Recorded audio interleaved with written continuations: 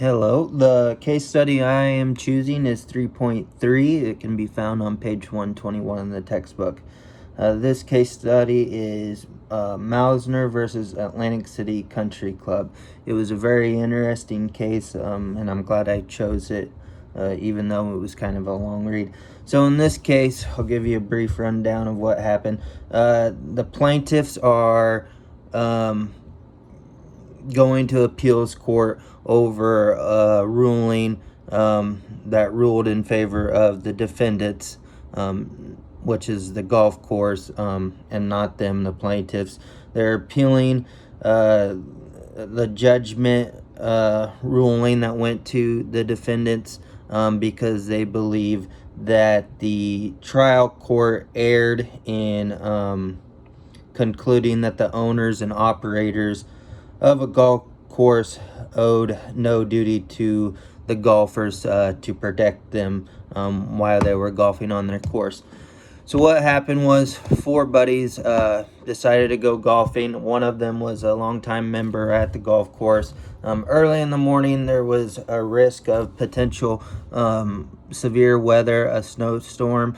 As the day went on, the weather got worse and worse, but the golfers played into it as long as they can. It said that they played, I believe, all the way into like hole 10, and by that time it was a downpour. While they were out there golfing, they did have a caddy from the country club with them, and obviously, as the weather got worse, it started to lightning and thunder. So they decided, okay, it's time to go back to the clubhouse. On their way back to the clubhouse, they get really far. It says, I believe that they were like 15 yards from the clubhouse when a loud noise occurred, and two of the golfers were struck by lightning. In this case, they are the plaintiffs. They got struck by lightning. Both ended up being okay in the long run, but they sued the golf course and wanted them to pay for the injuries. The golf course, their defense was that they had the reasonable precautions up, that they had, signs and a plan, what to do if inclement weather happened, and they said that they had those procedures in place, and that signs were hung up. They also argued that the lightning strike was an act of God, and in the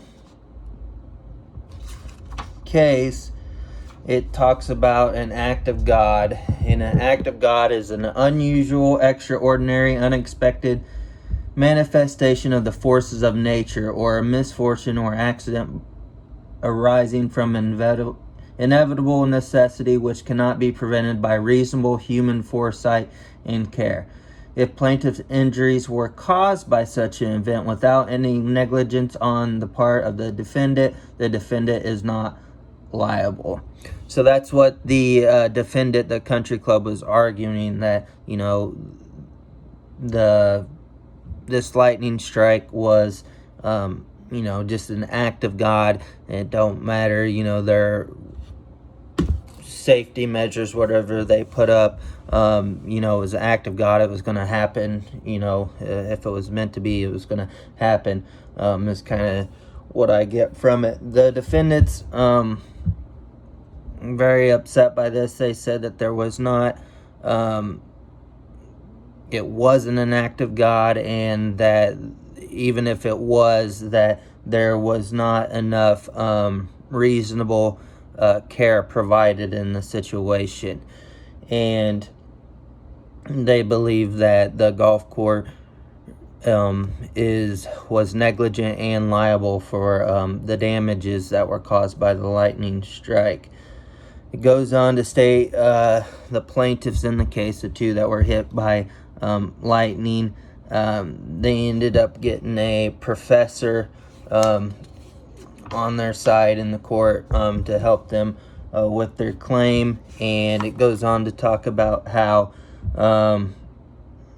all golf courses have a duty to protect their golfers, because how popular golf is nowadays. There's millions of people that play golf every day.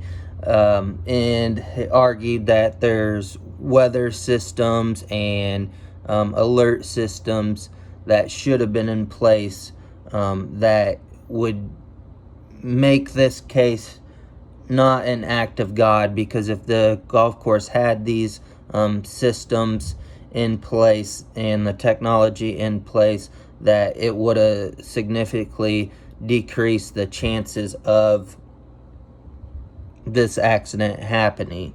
I know in the case, the defendant, the country club, argued that, look, it says in their policy that golfers play at their own risk, and if a weather storm like this happens, then that they are supposed to find the nearest shelter nearby, which could be somebody's house.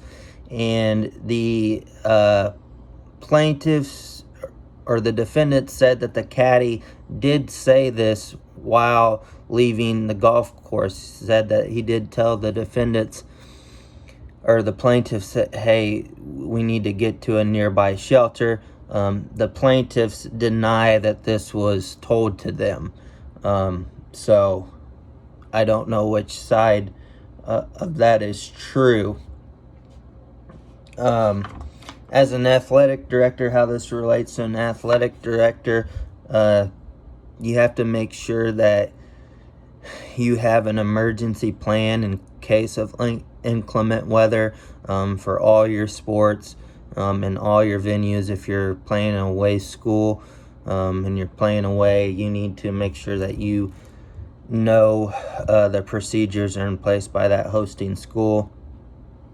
You got to have a plan for indoor sports. What's your exit strategy or your safety strategy to find shelter. And then the same way with outdoor sports like football. And you also have to have in effect a weather monitoring system.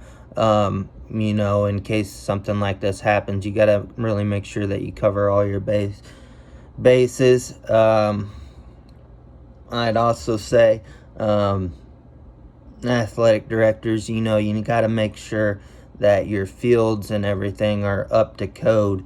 I know in this case it talked about the shelters on their way back into the clubhouse, that the shelters, all of them that were on their way back to the clubhouse, have to be lightning proof. And if they're not, then you're not providing reasonable care to the golfers. So as an athletic director, you'd have to make sure that your shelters are up to date, up to code, that they are reasonable shelter for any storms or anything like this. So that is a rundown of the case. I found it to be very interesting. The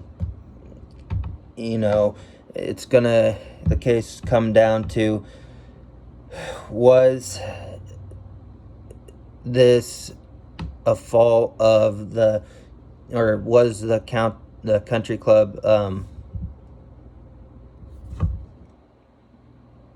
were they negligent in any way, or did they really provide really reasonable care? Was all their shelters and equipment up to date, up to protocol, or were they not? And then the act of God too, it would also come into play with this case, if they can prove that these shelters were in place, and they did everything that they could in their power to protect their golfers. And that this was just an act of God, and unforeseen, kind of a, not really a tragedy, nobody died, but just a bad circumstance, that sometimes things like these happen. So thank you.